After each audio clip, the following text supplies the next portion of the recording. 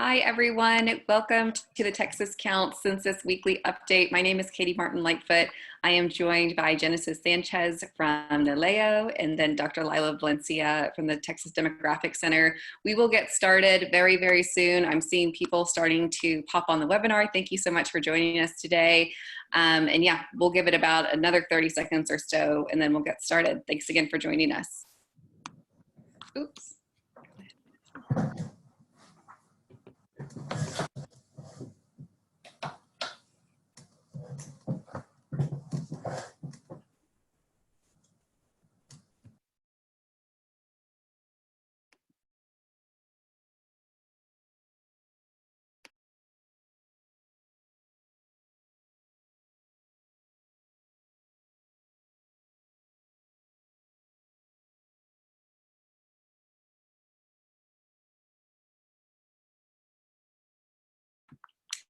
Okay, we're going to go ahead and get started. I know everyone's time is precious right now, but welcome again to the Texas Counts Weekly Update for the week of March 23rd, 2020. Today, I am joined by two amazing just census advocates here in Texas. Dr. Lila Valencia is joining us today. She's from the Texas Demographic Center, and I'm also joined by Genesis Sanchez. She is from the NALEO Educational Fund, and then I am Katie Martin Lightfoot, and I work for the Center for Public Policy Priorities. We have lots of exciting things to talk about today. So of course, one, welcoming everyone to our check-in or update today. And then Genesis is going to walk us through the key operational changes for the 2020 census.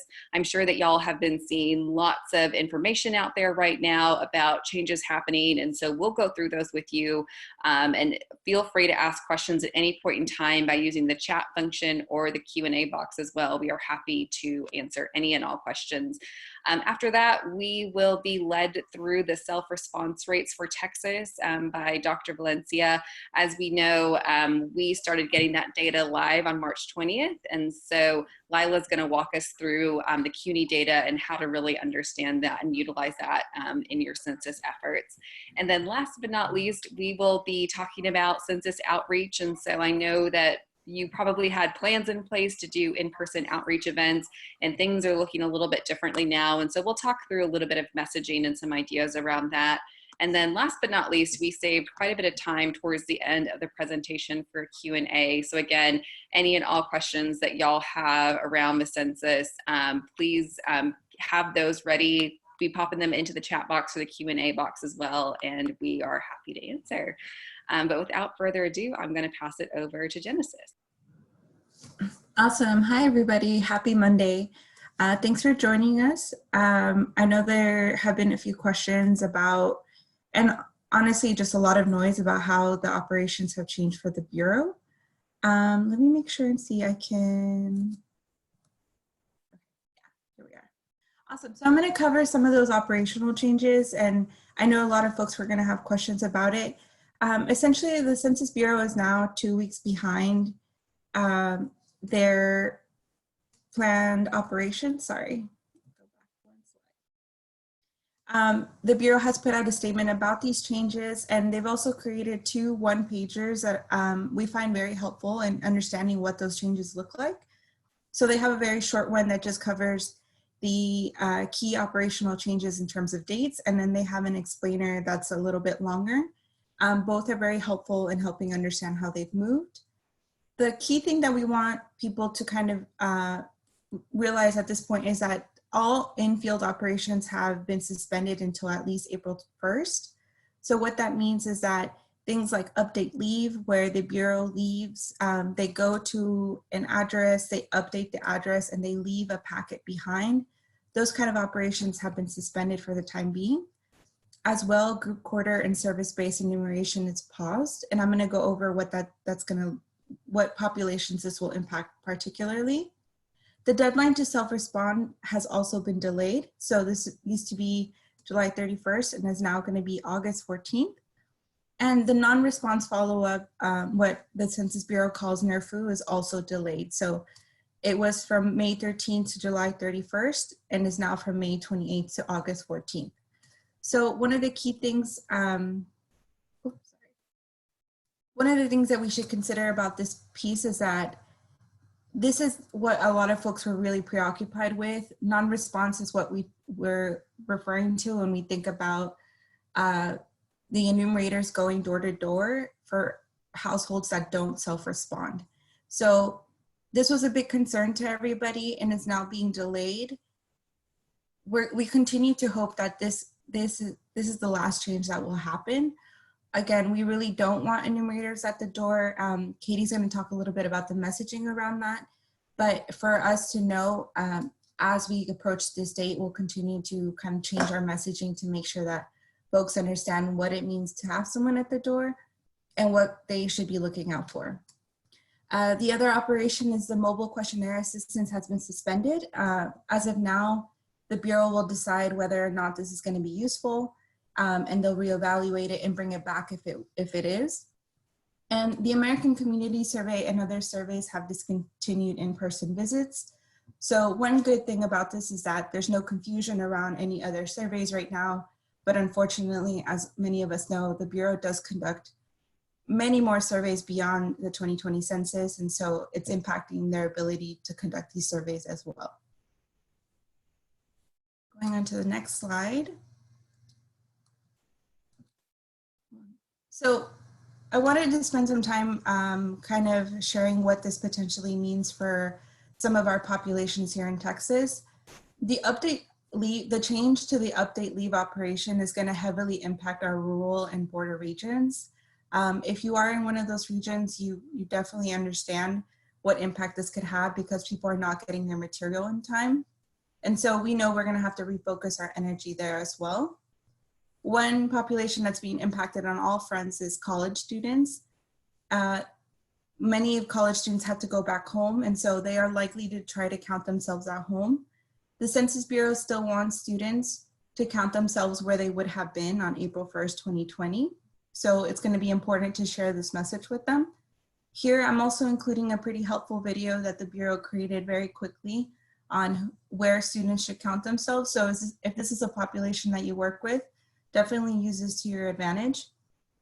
The other populations that are going to be really hurt by these changes are those are in group quarters. So before COVID-19, the Census Bureau had given group quarters different options as to how they could respond. And now the Bureau is touching base with them and encouraging them to e-respond. Hopefully this does pick up, but we know that folks who are in group quarters might need a little bit more assistance. And so we'll keep an eye on this as well. And then lastly, I want to share that our homeless population is also going to be heavily impacted by these changes. So the homeless count was originally scheduled for March 30th to April 1st and is now being moved from April 29th to May 1st.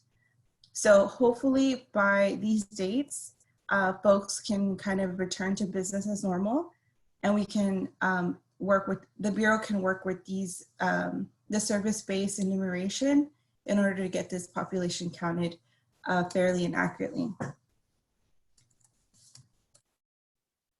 And then the last thing I want to mention is that I know that there's a lot of noise around extending, postponing, not only the census, but also things like the primaries, the election. So we have to distinguish a little bit between delays and actual extensions or postponements of the entire 2020 census.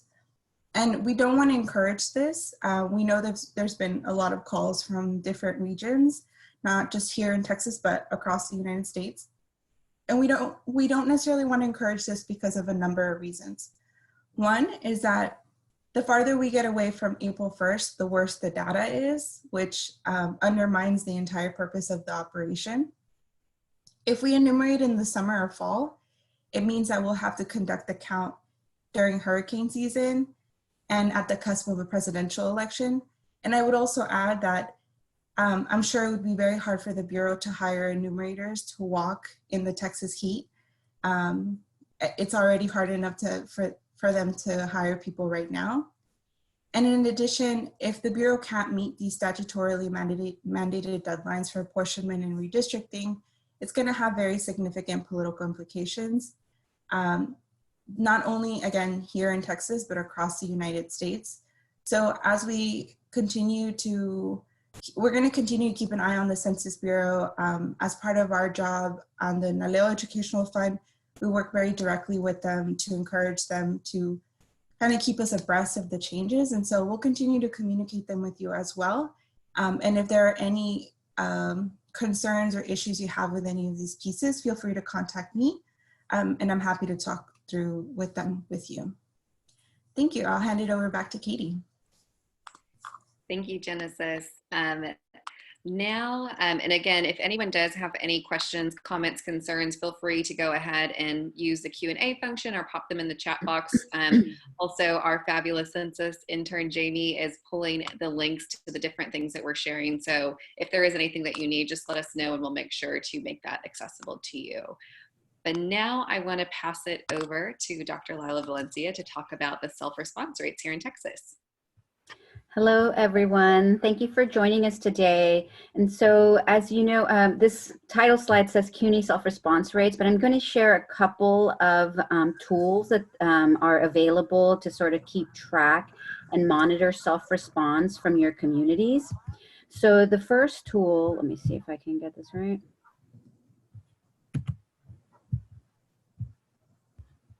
I think I missed the instruction on how to move the. I just sent it back to you. Let's see. There we go.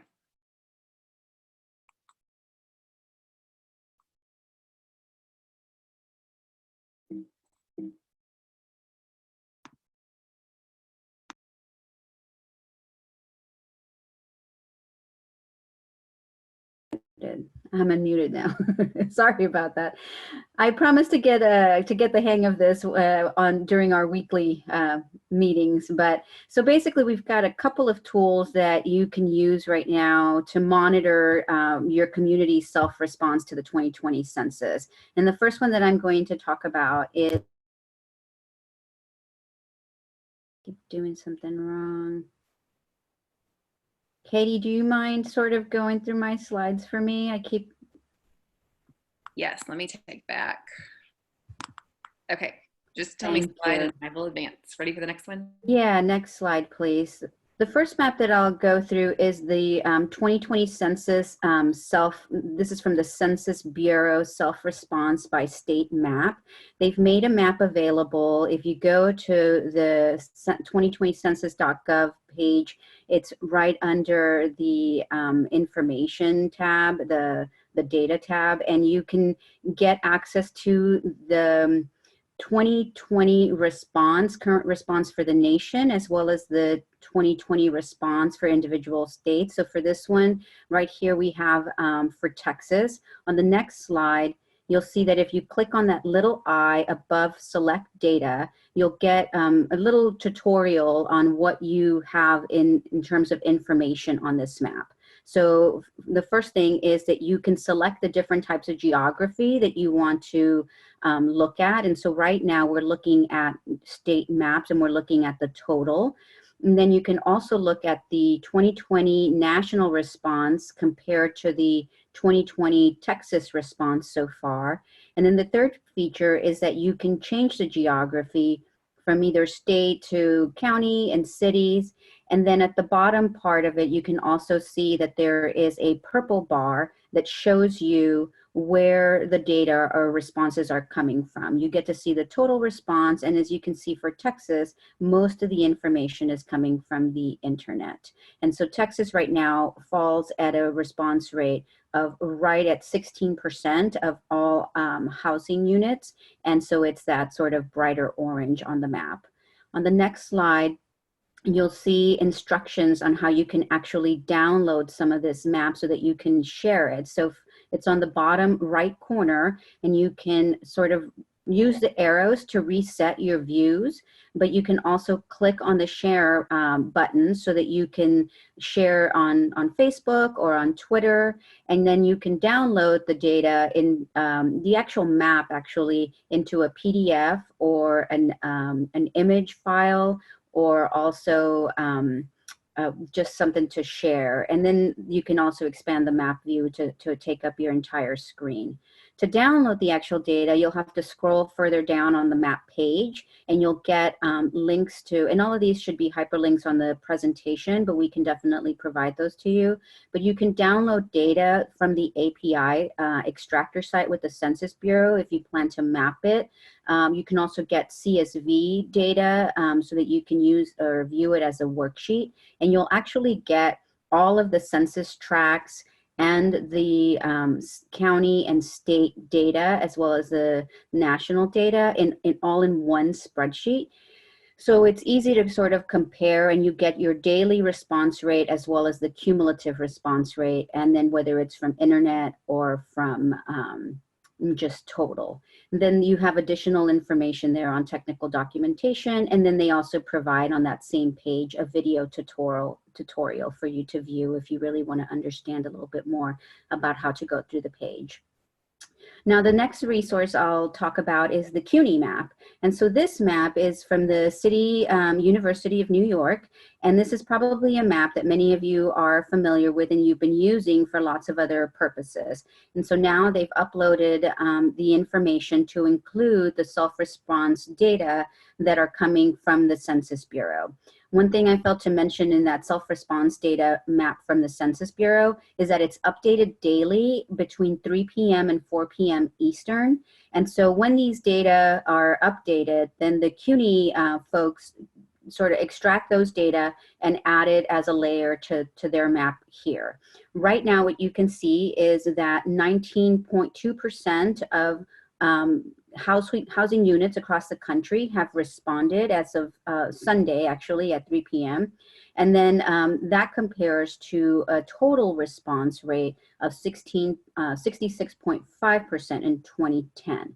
Now, this is the self-response, right? So these are people who are responding in 2020 by phone or by mail and by internet. But in 2010, of course, those were only, self-response was only for mail-in rates. And so that's why they don't do sort of a day-to-day comparison, because there's some sort of differences there in the way those data were collected. But this is where we are right now nationally. And then on the next slide, you'll be able to see that that you can, again, just like the Census Bureau map, you can select different geography. So here we're looking at the state view for Texas, and you can get to that by either pulling down the show info for on the left panel, or by moving the toggle button on the right hand legend to make sure that the state level is on. When you select Texas, then you can see that as of March 22nd, we had about 16% of all Texas households had responded to the census, and that compares it again to the 2010 response rate for Texas, or self-response rate for Texas, of 64.4%. Most of the households have responded online. So the internet response rate for Texas right now is about 13.5. If you go to the next slide, you'll see here where we shift the geography to county level. And so you can, again, select it on the map and you'll get the individual counties within Texas. And when you select the show info for on the left-hand panel, then you'll get additional information for whatever county you select. So for instance, here we've selected Mason County. Mason County has a lower than state average, and its response rate as of March 22nd was about 2.5% of Mason's County's households had responded. If you look at their 2010 response rate, that was also lower than the rest of the state in 2010. If you go on to the next slide, you'll be able to filter down even further into these individual counties by selecting on the tract level. So on the legend panel on the right, you can select to see you can press the on toggle button to see the census tracts. And then on the left-hand side, you can show information for census tracts. And so here we're looking at a census tract in north central Austin in Travis County. And this is tract 431. And if you go to the next slide, you can get additional information for Census Tract 431 by pulling down that tab that says Census Details for Tract 431. So you can, right now we're looking at the self-response rates for 2000, 2010, and 2020 for this particular census tract in Travis County, but you can also get in different information. So you can look at some of the previously posted information from CUNY on this hard to count map, like how the Census Bureau has invited people who live in Census Tract 431 to participate in the census, how many children are, or what is the risk of children being undercounted, young children being undercounted in this particular census tract, as well as other populations that are hard to count. So for instance, whether there's a large proportion of renters or a large proportion of foreign-born individuals. And then you can also see the internet access rates in this census tract, as well as the 2010 mail return rates and low response scores. And then the census context number is information for partners that are working in this particular area. So if you look again at the left panel, you can see that as of March 22nd, 6.7% of the households in this census tract have already responded to the census on their own. And this compares to a total response or self-response in 2010 of 40.9%. On the next slide, we'll scroll down that left panel and you can see that additional information is provided on this particular census tract. So you can see the bar chart where you get a comparison of the 2000, 2010, and 2020 self-response. And then you can also get additional information on how people can respond to the census by, of course, by going online, by phone, or if they've received a paper questionnaire, turning that in by mail. If you go to the next slide, you'll see information, other resources and ways to share the information that's included in this map. So if you were to click on the share button that appears on the upper left corner, then you get this additional pop-up box that comes out and you can see the different ways that you can share the map. You can post it to a number of social media, you can embed it to your own website, or you can just share a link, right? Across the top panel, though, you also have other options. So for instance, if you were to select print, you would be able to get a PDF that basically would include an image of the map that you're looking at, plus all of the information that's in the left panel, as well as the legend that appears on the right. So this is a resource that if you just needed to provide a pretty comprehensive view of a particular area or get a summary for the state for one day or for your county, you could print that out and sort of look at the data as they go. And then the hotlines in tab basically gives you information for a number of hotlines and phone numbers that are available for people who have questions about the census. And so when you go to that hotlines tab, you can see information from partners like Naleo and others that include a phone number that people can call to be sure to get that information. Now the HTC tab basically just further defines what hard to count means. The how-to lets you know how to do many of these different things that I've been talking about on the website. The data tab offers information on how to download these data, because these data are also available to download and you can get them at a different geographies, and they include information, documentation on the data that you're receiving.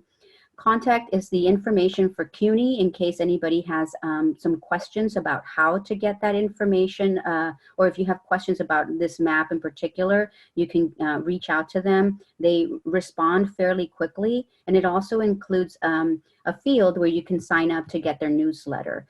Their newsletter is really helpful and usually includes a lot of samples, so I would recommend signing up for that.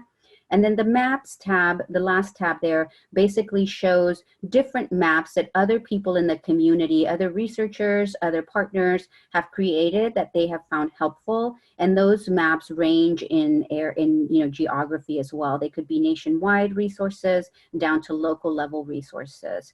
And then I think if you go to the next slide, that might wrap it up for me, I think, Katie. Thank you.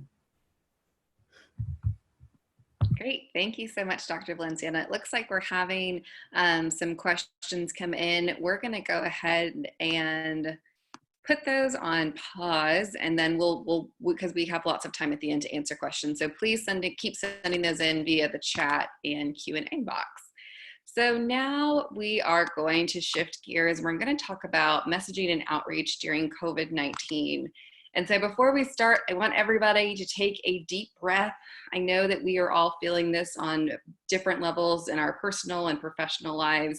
And during this time, I think it's really important to make sure that we're practicing empathy for ourselves, but others as well. And so we know right now that census is probably not at the top of everyone's mind, and that's okay because we're dealing with a pandemic.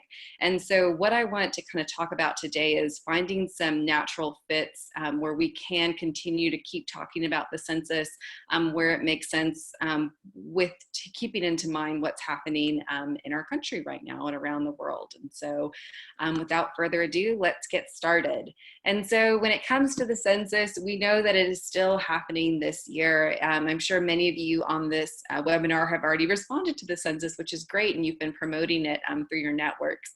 And the one thing that has remained the same despite kind of the confusing time we're in right now is the message around the census.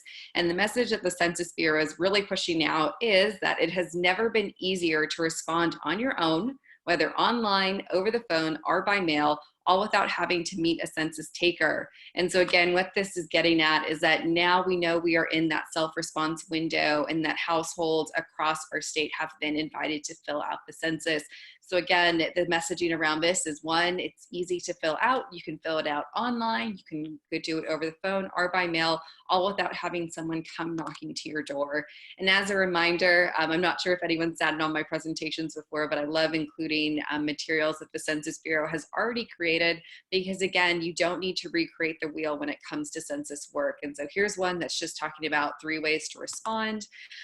We know that you can go to 2020census.gov to fill out the form. I wanted to bring the website up to everyone just to remind you what it looks like. So I'm sure you've already logged on and all of the different language options that are available for folks filling out the form. And also we know that we can respond to the census over the phone. And so these are the different hotline numbers that folks can call. They're toll free. If someone does not feel comfortable using the internet option, these are the phone numbers to call for that. And so again, another thing that you can be promoting when it comes to how easy it is to respond to the census. And as a reminder, for most households, those paper questionnaires are not being mailed out yet. That isn't going to happen until April. And so again, we're really pushing that online and phone option at this point in time.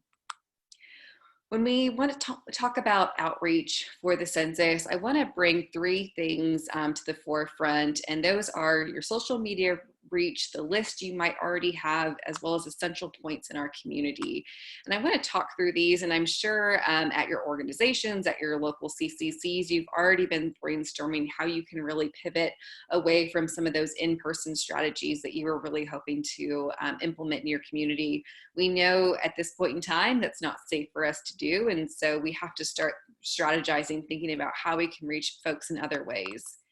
And so when it comes to social media, I want first and foremost to let you know that great content already exists. And so maybe you already have a really strong social media presence out there, whether it's on Instagram, Facebook, Twitter, LinkedIn, Pinterest, Tumblr, whatever it might be.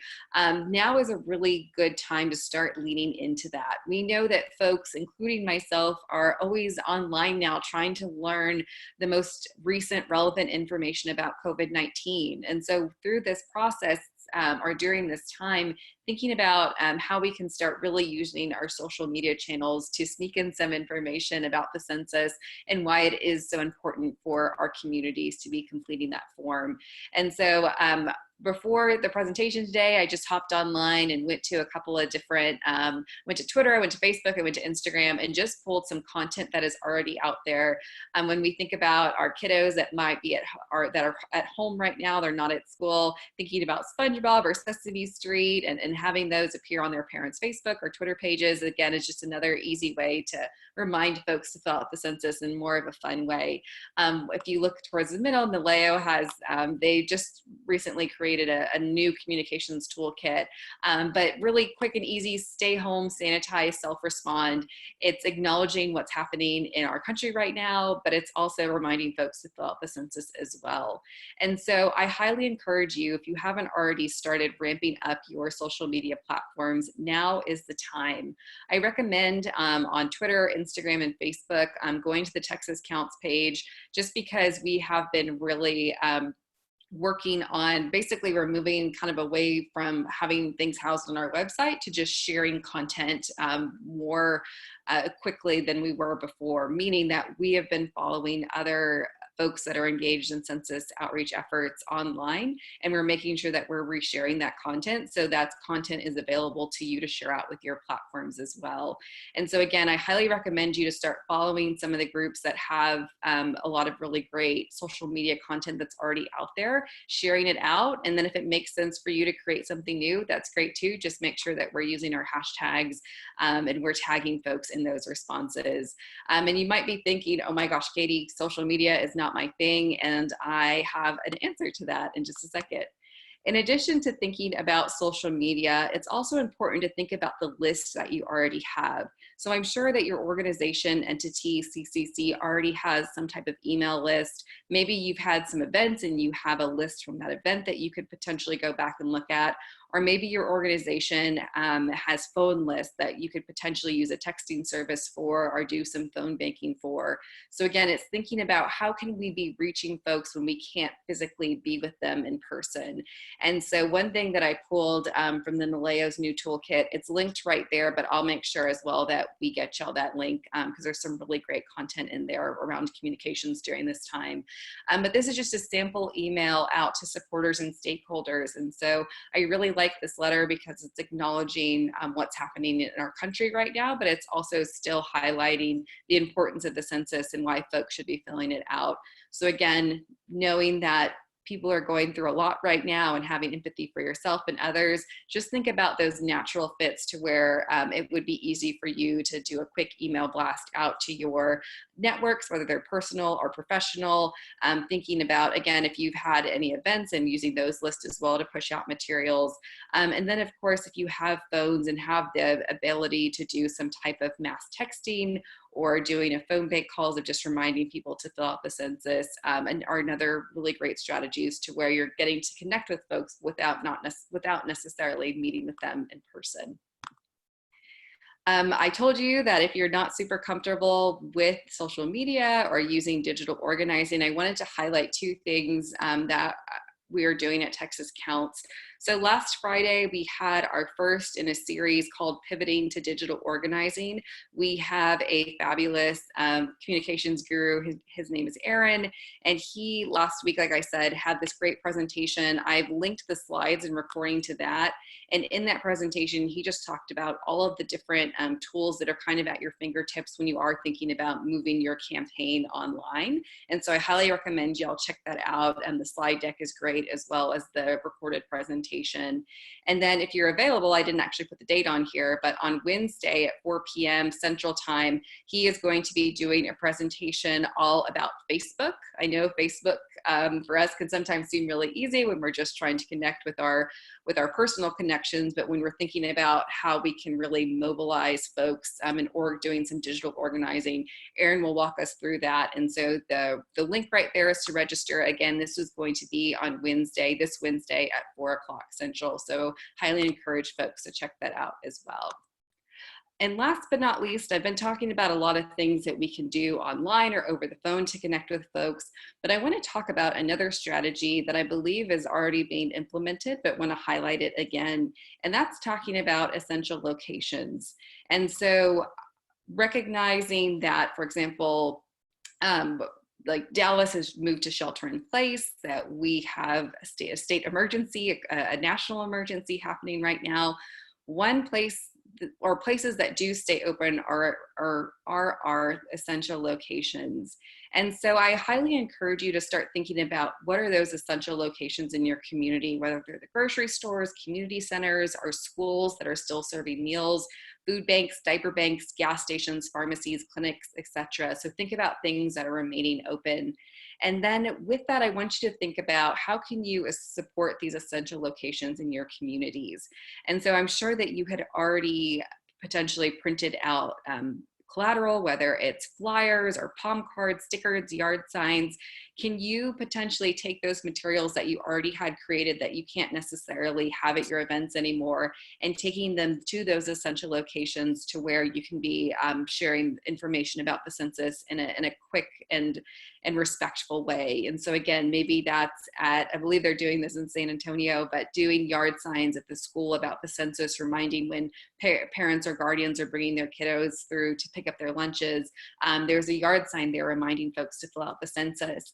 I know up in North Texas, the North Texas Food Bank has been sending out emergency food supplies, and they have little small census stickers that they're putting on every package that's being sent out. Again, this is a way to reach families who need those supplies, but are also just a quick and respectful reminder to fill out the census. And so again, one thing that we really want to be considerate about during this process is, yes, we know the census is important, but we think about like the hierarchy of needs. A lot of that is food, health, being healthy, having shelter.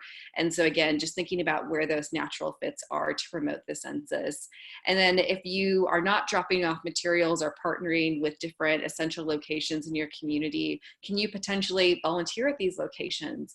I know that food banks are looking for volunteers to help sort food, and I know that blood is a necessity right now throughout this time because people aren't donating as much. Is there an opportunity for you to volunteer in these spaces, but also just be a trusted messenger as well, talking about the importance of the census? So again, being respectful through this process, but also thinking about how you can connect with people in a space, and how we can get that census messaging in there.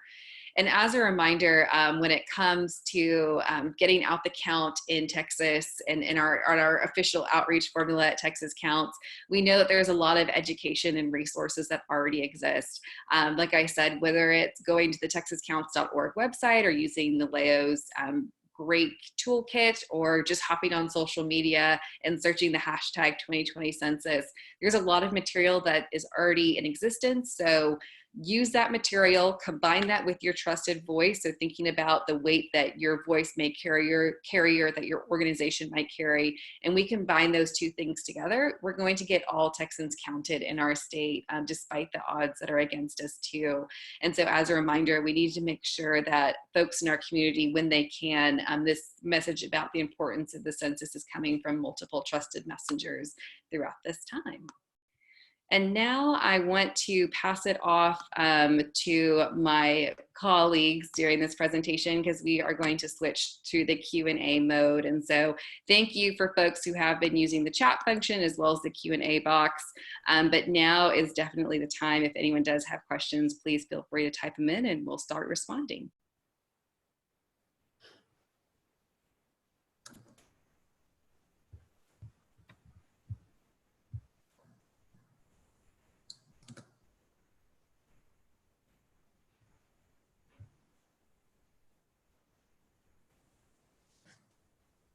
So I'm going to go ahead and answer two questions that were posed a little earlier on. One was, how do we know what percentage of forms have been mailed out? And then the other, so I'll start with that one. So that's kind of a hard number to have on hand because not all of the forms are mailed out. So part of the operation is to do that update leave, where for places that, for example, maybe there's no address, we're thinking of places like the colonias on the border, or where there's only a PO box. Those folks actually get an invitation and a form at their address, and then the enumerator leaves. So that's what's called update leave. There's also update enumerate, which has also been delayed. So it's kind of hard to say. For most people, the first invitation has gone out between March 16th through March 20th. I think even funnily enough, like I've seen people get several reminders within a week. So it's a little hard to kind of know how many of these forms have been sent out. But what we do know is that if you don't respond by mid-April, you will receive a paper form. And by mid-April, every household in the United States should have received some invitation directly from the Census Bureau to participate in the 2020 census. So that's the key dates that we're kind of keeping an eye out. As far as the possibility of extending their deadline, so they have extended it to another 2 weeks, considering that they had to push back some of their major operations 2 weeks to April 1st. We, as I mentioned earlier, we don't really want to continue encouraging any kind of extensions, because as you can imagine, doing the count in Texas in September or October is gonna be really, really hard on our population. And again, because the Bureau still continues to use April 1st as their anchor date, the farther we get away from April 1st, the worse the data is. So as an example is we have a lot of people kind of moving around right now, trying to find their place where they're gonna isolate. It's kind of hard to say if like a few months from now, we may forget who was with us on April 1st. And so we may not be as accurate and people will forget.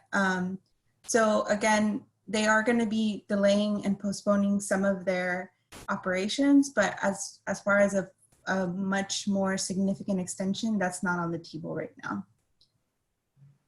Well, and Genesis, one thing to add is that even though some operations have experienced delays, the mail service hasn't been delayed. So the Right. date when the Census Bureau is going to send out those invitations remained in place. And so the first batch went out, you know, that second weekend of March, right? I think it was like the 12th and the 13th. And then the following week, I know I received mine the 13th, and the last week I received a reminder. And then, you know, those will continue to come in. And and then additionally, in regards to the delaying of or extensions of the census and the data collection, just as the statistician on the line, you know, we really want to be as close to that April 1st reference date as possible. The data, as Genesis mentioned, is much more accurate in that way.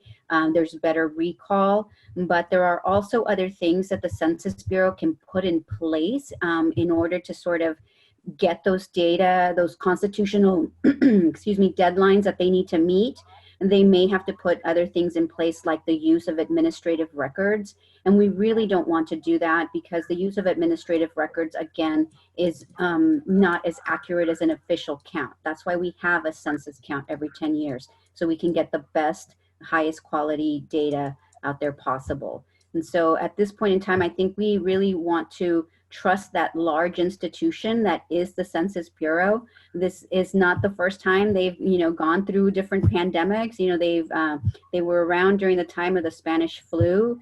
They've been around, you know, after the Great Depression. They've been here during peace times and war times. And so we really want to trust their contingency plans.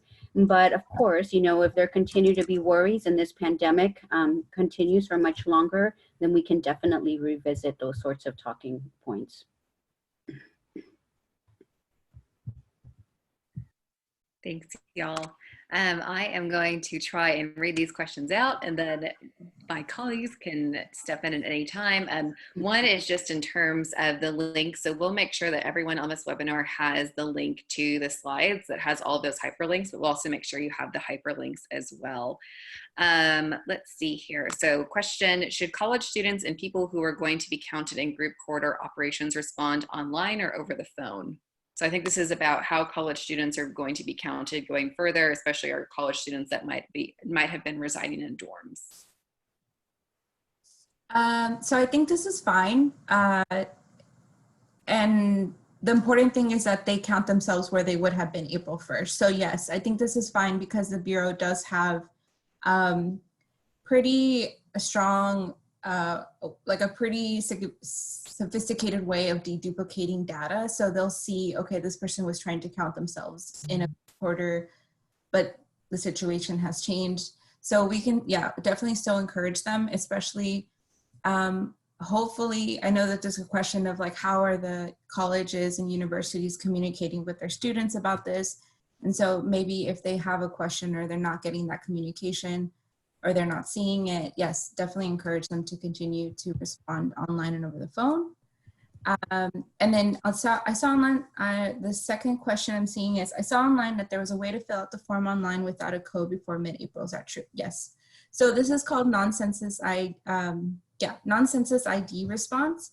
And essentially you can go online or you can call and you can basically say, I haven't received my code, or I lost it, or potentially you have different households inside one address, and you could say, I need to fill out my form for this address. You don't need a code. You can go ahead and do it online.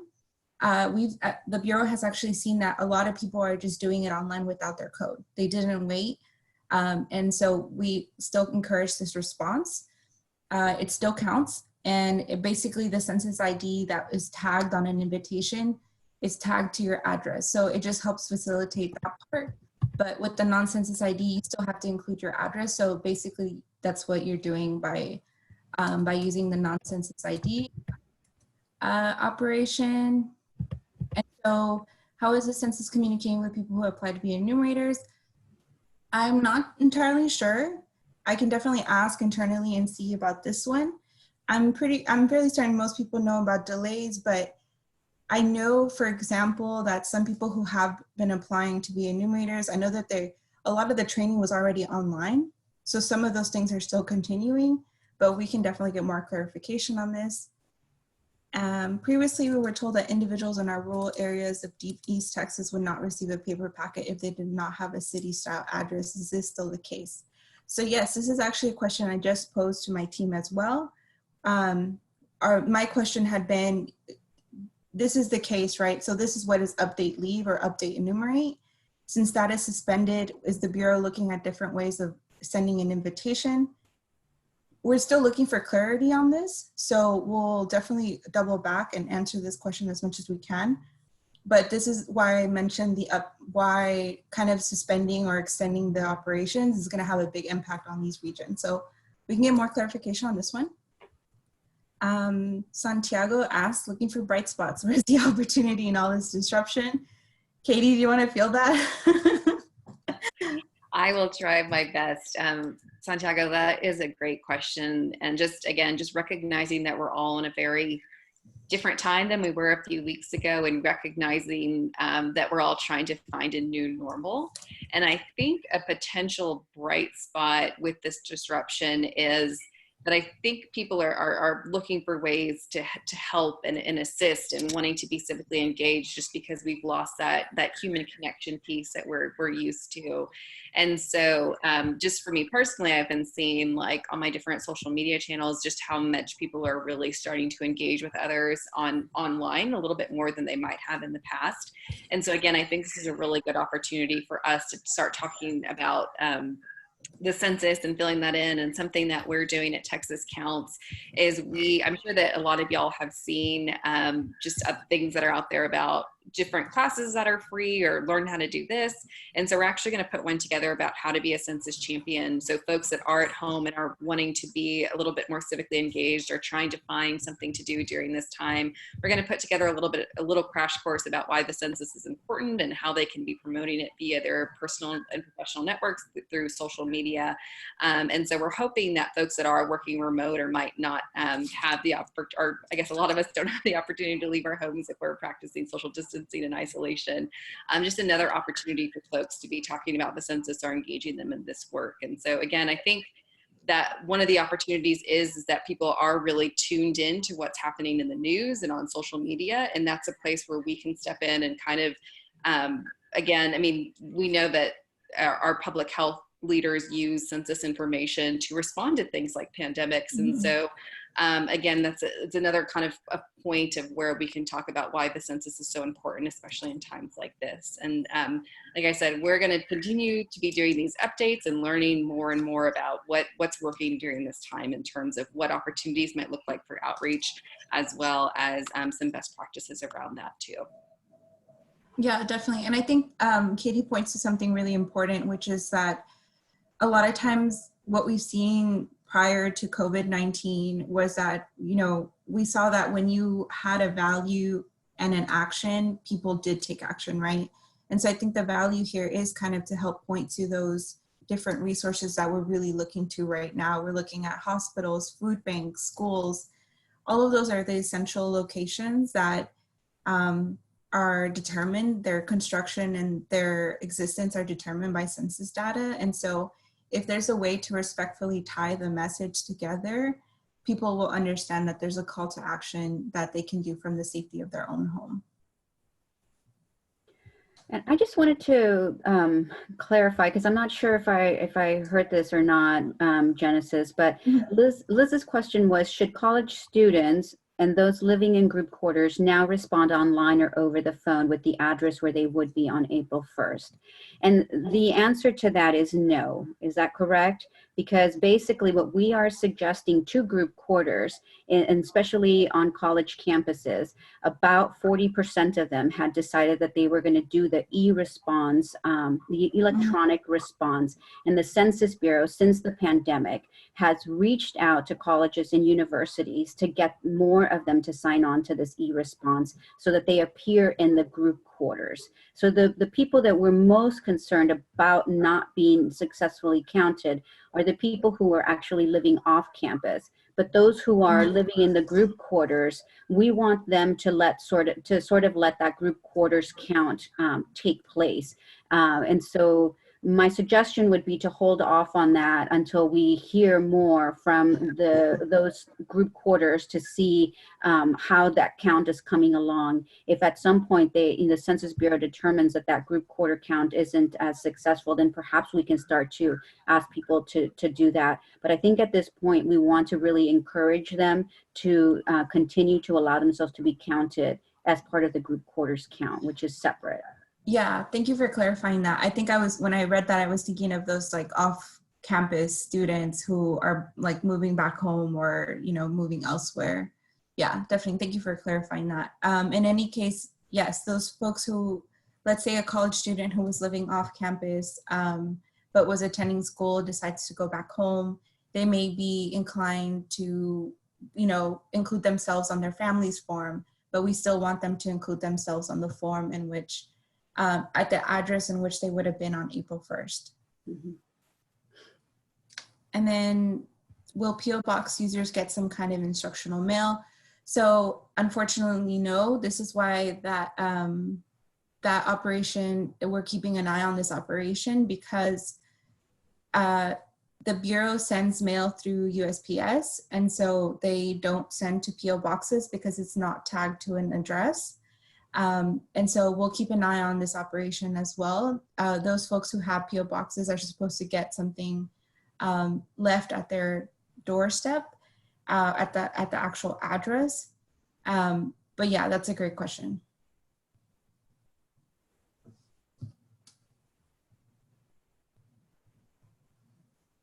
Do we have any other questions? Any other things we wanted to clarify?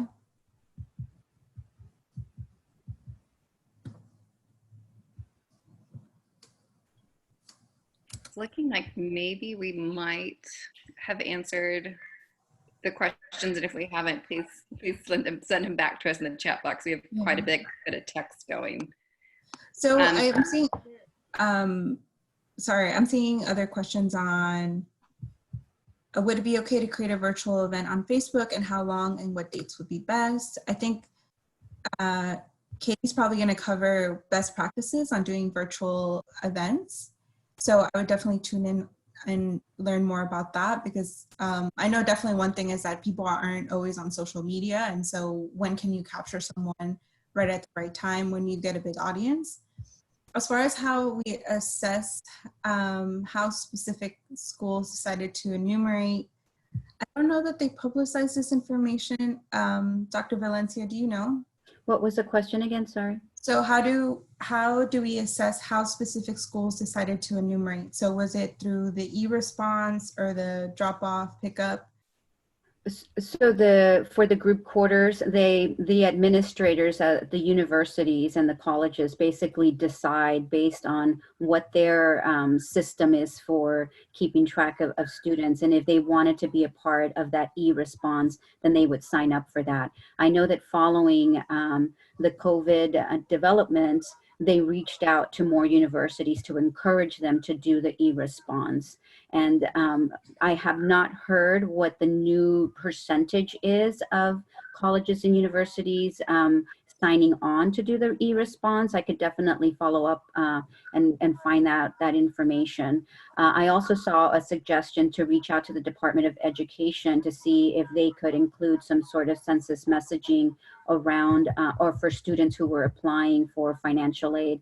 And so I can definitely look to see how those federal agencies are interfacing.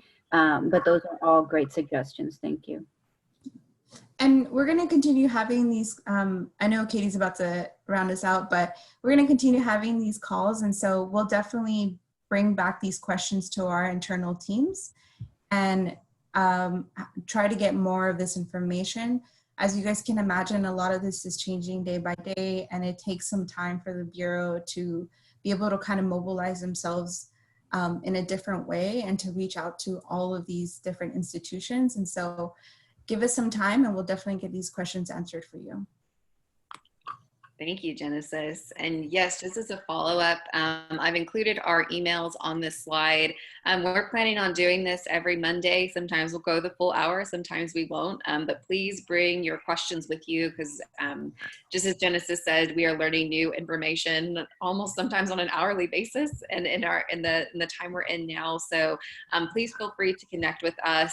We'll make sure that you get all of the links from the presentation today. I believe I hopefully shared out the slides so you do have links to the resources that you need. But again, reach out anytime, and thanks so much for joining us today.